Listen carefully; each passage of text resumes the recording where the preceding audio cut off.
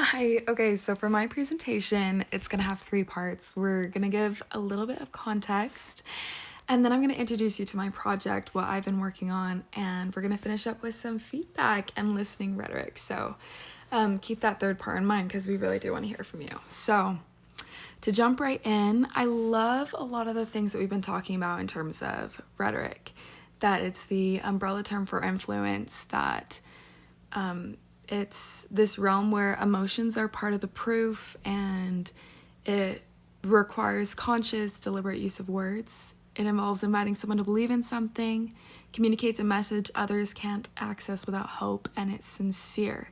And I was thinking about all these terms, and I would love for everyone to kind of put these side by side, the Savior.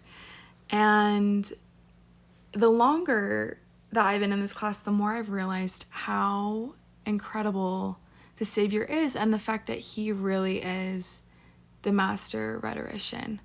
And so this being in mind, I was thinking about how his rhetoric was so effective that when he pulled people in, they wanted to stay forever. And I was thinking about what made his rhetoric, I mean, he nailed all those principles that I had listed, but there was just something more. And I believe that it's because his rhetoric and he was relevant. So for example, when he taught fishermen, he tailored the metaphors that he used, and he persuaded them that his message would change their lives as a fisherman. When he taught mothers and children and families, he tailored the promises to be relevant to what they needed, and he promised them that his message would give them the healing that they were in search of. And a friend and I have always had kind of these conversations about Christ feeling really real and really relevant in our lives. And we've been really aware that even though we're young adults, somehow Christ understands, and he's perfectly aware of it, and he gets it, and he's relevant. He gives us information and comfort that is relevant to what he needs. He's aware that we're a generation that values authenticity and humor and fast-paced entertainment, but at the end of the day, we still really just want him. And so we were thinking about, she and I have always been into podcasts, and we were looking for one that kind of hit all of these points, that made Christ feel relevant to us, to young adults. And we love All In, but sometimes it can be a little heavy.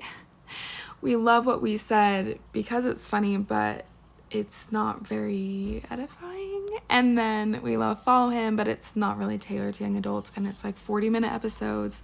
We really couldn't find anything, and so we decided to make our own.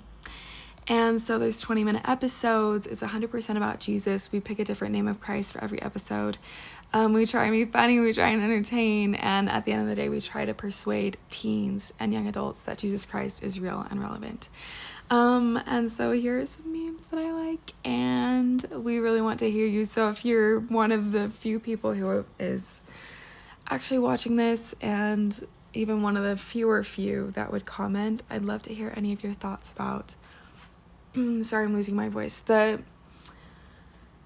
not the presentation, but the podcast. So any ideas that you have or anything that you would want to hear on the podcast, because young adults are our target audience and we record these for you. So anyway, and then here is a QR code to, not $10, sorry, but the Instagram.